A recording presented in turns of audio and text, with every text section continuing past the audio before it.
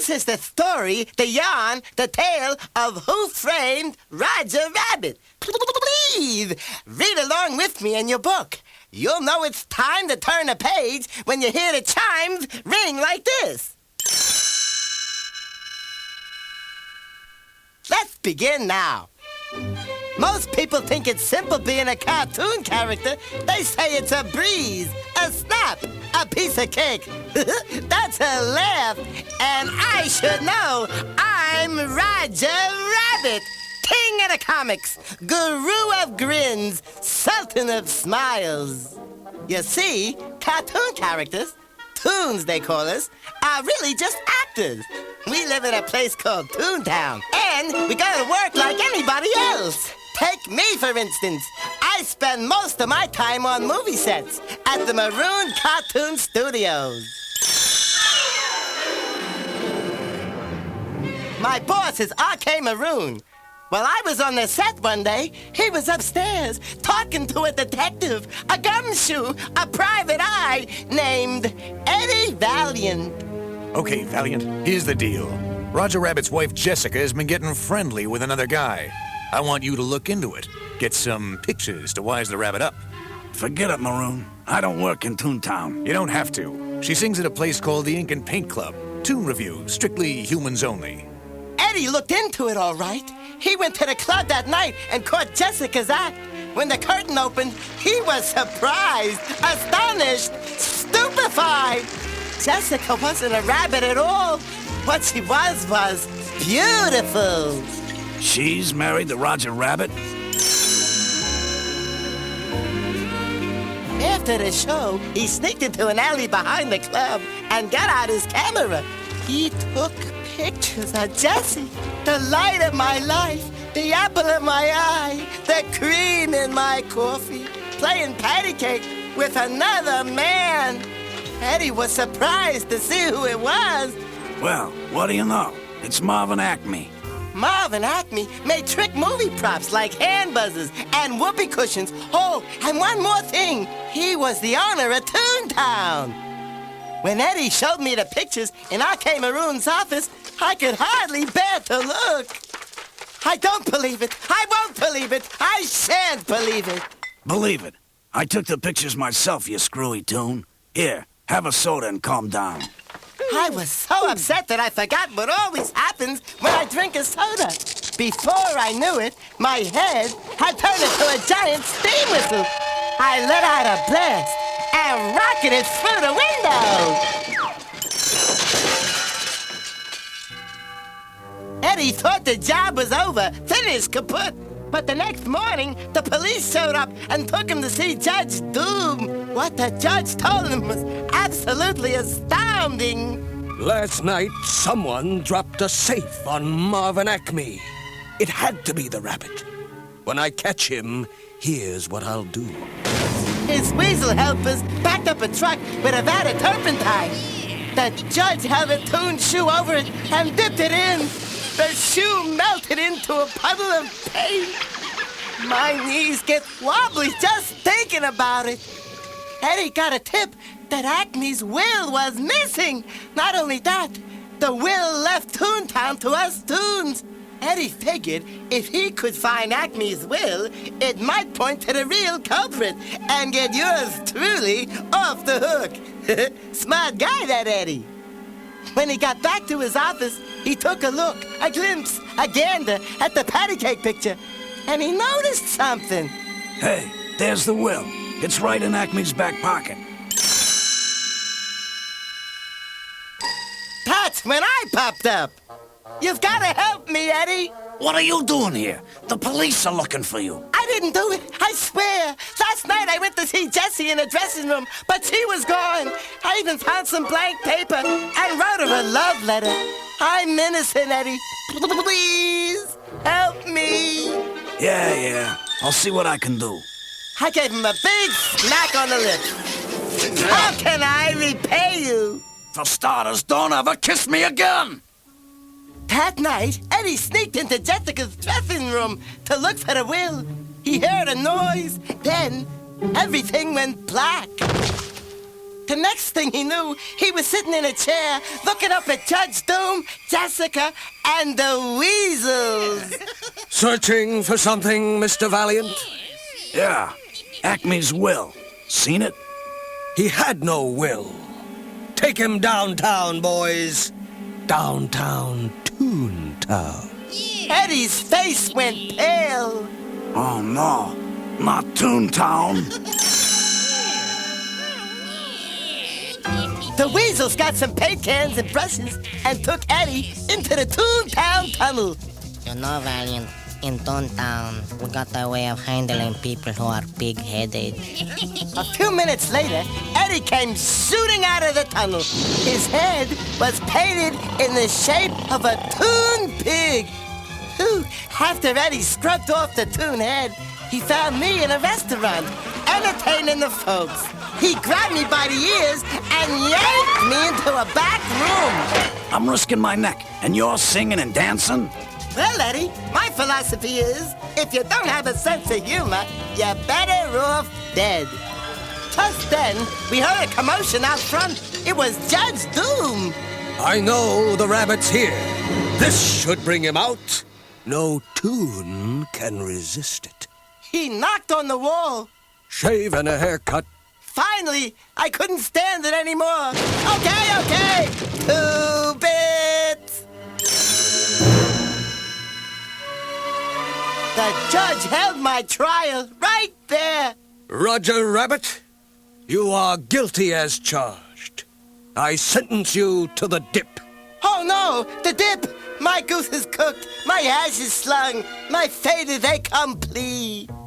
That's when Eddie spoke up. Doesn't the prisoner get a last request?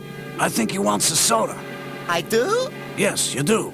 He handed me the soda, and I took a sip. Just like before, my head turned into a giant whistle and let out a blast. While everybody held their ears, Eddie and I ran outside. I spotted a pal of mine, Benny the cab. We hopped in, but Eddie couldn't figure out the controls. What do I do? Benny raced his engine. Nothing, except hang on to your hat. A few minutes later, we were home free, out of the woods, in like Flynn. Benny dropped us off in front of a movie theater. If you ever need a lift, just stick out your thumb.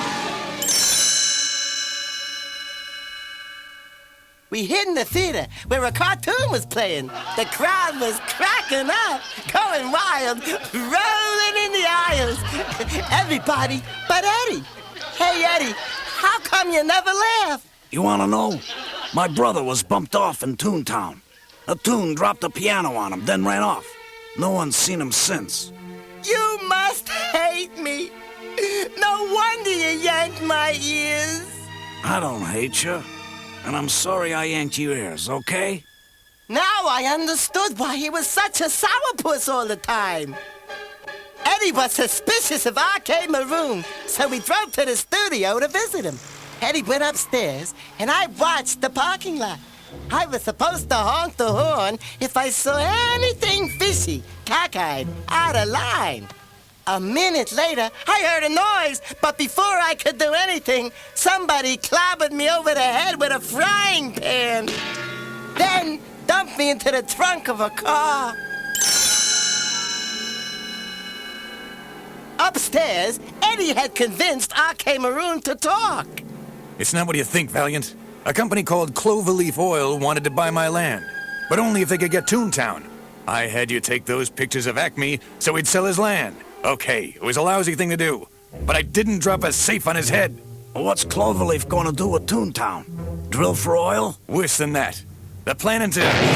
There was a shot, and Maroon fell to the floor. Eddie looked out the window and saw Jessica hot-footing it to her car. He followed her to Toontown, where he found the car parked next to Acme's gag factory. The trunk popped open, and yours truly peeked out. What happened, Eddie? 1 minute, I'm about to whistle. The next thing I know, it's goodnight, nurse. That was no nurse. It was your wife. He handcuffed me to his steering wheel. I'm going after her. You're staying right here. When he left, I started the car. Maybe I'll go for a spin. Eddie walked into an alley and saw a dark shape. Suddenly, Jessica's voice rang out.